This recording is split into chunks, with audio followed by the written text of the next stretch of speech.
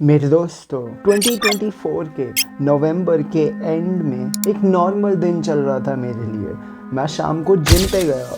मेरा पुल वर्कआउट चल रहा है। मैंने अपना बैक वर्कआउट फिनिश किया, मैंने अपना हैंड वर्कआउट फिनिश किया और फिर जाने से पहले, क्योंकि मेरे जिम में एक नेशनल पावर लिफ्टर आया हुआ था जो मेरा दोस्त है, तो हम दोनों ने सोचा क्यों ना वर्कआउट खत्म होने से पहले दोनों डेडलिफ्ट का चैलेंज करें एक साथ। तो हमने वो शुरू किया। हमने 160 kg से शुरू किया, 170 kg उठाया, 180 उठाया, 200 उठाया और फिर जब मेरी बारी आई 230 kg उठाने की, तो दोस्तों उस समय तो मैं भी थोड़ा अनसर्टेन था क्योंकि मैंने 230 kg पहले उठाया है, पर मैंने वो वेट तब उठाया जब मेरा बॉडी वेट 80 किलोस था। पर इस दिन मेरा बॉडी वेट बस 69 किलोस था।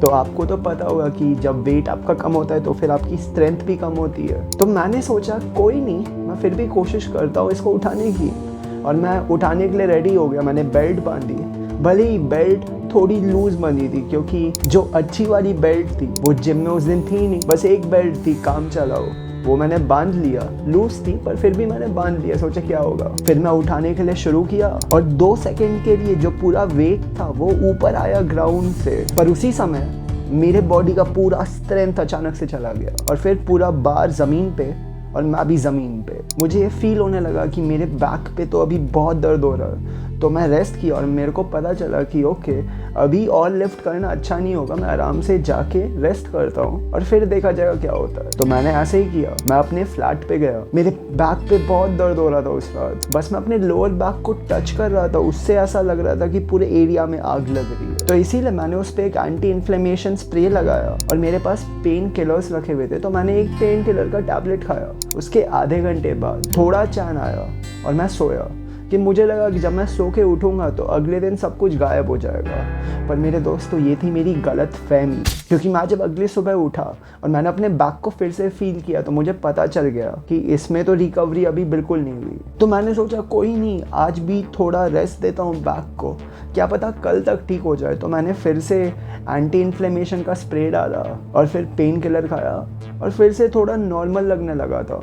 मैंने ऑनलाइन पे सर्च किया बैक इंजरी के लिए क्या किया जा सकता है और मैंने बैक के कुछ सिंपल वाले एक्सरसाइजेस देखे। मैंने भी वो करना शुरू किया और वो एक्सरसाइजेस से मुझे थोड़ा बेटर तो लग रहा। तो फिर अगला दिन आया, अगले दिन भी मेरे बैक में सेम पेन हो रहा है। तो मुझे समझ आ गया कि ये जो इशू है ये तो बहुत सीरियस हो रहा है, क्योंकि ज़्यादातर होता है मेरे को कोई इंजरी होता है जब मैं सो के उठता हूँ अगले दिन ही चले जाता है, पर ये तो अभी कुछ दिनों से सेम पेन हो रहा है। यहाँ तक कि बस खड़े होने में बैक पूरा मेरे को फील हो रहा था, लोअर बैक की इस पे तो पूरा वेट लोड आ रहा है मेरा और इस पे इतना दर्द हो रहा है। तो मैंने कंटिन्यू करना शुरू किया। यही बैक के जो एक्सरसाइजेस थे मैं उसको स्क्रीन पे डालूंगा आपके लिए, ताकि आपको समझ आए मैं कौन से लोअर बैक एक्सरसाइजेस की बात कर रहा हूँ।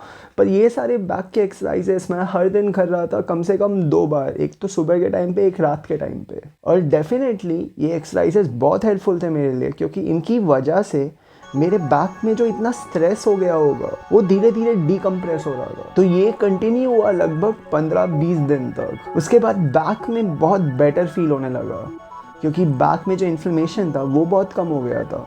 हाँ, अगर मैं उस स्पॉट को टच करता लोअर बैक पे तो मेरे को दर्द तो ज़रूर होता, और उसके अलावा इतने प्रॉब्लम्स मुझे नहीं हो रहे थे। पर मैंने एक नोटिस किया पॉइंट कि बैक का दर्द तो जा रहा है, पर मेरा जो लेफ्ट लेग था उसमें मेरे को चलना मुश्किल हो रहा है। मतलब कि जब मैं चलता था तो मेरे को लंगड़ा के चलना पड़ रहा था, एक पैर से मैं सही से चल ही नहीं पा रहा। तो मैंने ऑनलाइन भी देखा क्या हो सकता है, देख लो सायाटिका बता रहे हैं लोग, और मेरी तो फट भी रही थी ये जान के कि ओह शिट, ये बस कुछ परमानेंट ना हो जाए जिसकी वजह से जो मेरी एथलेटिक परफॉर्मेंस है उस पर इम्पैक्ट आ जाए। और फिर मैं ऑनलाइन सर्च कर रहा था पैर के एक्सरसाइजेस के लिए, पर पैर के एक्सरसाइजेस के लिए इतने कोई स्पेसिफिक थे नहीं वीडियोस। तो मैंने ये काम करना शुरू किया कि मैंने अपने पैर को स्पेसिफिकली जिम में टारगेट करना शुरू किया, ताकि उसमें मैं स्ट्रेंथ बढ़ा सकूँ, स्ट्रेंथ बिल्ड हो पाएगा। और फिर मुझे लगा एक बार जब स्ट्रेंथ बिल्ड हो जाता है तो उसके बाद मैं फिर से चल पाऊंगा अपने दोनों पैरों में नॉर्मल तरीकों से। क्योंकि मेरी थियरी अभी ऐसी थी कि मेरा जो हैमस्ट्रिंग था, क्योंकि मैं सुमो पोजीशन में डेडलिफ्ट कर रहा था, तो मेरा जो हैमस्ट्रिंग था, मुझे लगा कि डेडलिफ्ट के टाइम पे मेरा हैमस्ट्रिंग स्नैप हो गया था और उसको अभी रीबिल्ड करना है। तो इसीलिए मैं धीरे धीरे से एक्सरसाइजेस करने लगा, लेग की एक्सरसाइजेस। और ये याद रखो कि जो लेग की एक्सरसाइजेस मैं कर रहा था वो मैं हैवी वाली नहीं कर रहा था, मैं एकदम लो अमाउंट ऑफ वेट करता और उसके मैं रेप्स ज़्यादा करता। तो 12 रेप्स कर लूँगा, 15 रेप्स कर लूँगा, 20 रेप्स कर लूँगा, बस 5 kg या 10 kg के। तो यही कंटिन्यू करता रहा मैं कुछ दिनों तक। उसके बाद धीरे धीरे मैंने लोड बढ़ाना शुरू किया ताकि पैर की स्ट्रेंथनिंग और बढ़ पाए। तो पैर के जो भी एक्सरसाइजेस है जिससे ग्लूट्स पे इम्पैक्ट आता है, जिससे काफ्स में इम्पैक्ट आता है, जिससे क्वाड्स में इम्पैक्ट आता है, जिससे हैमस्ट्रिंग में इम्पैक्ट आता है,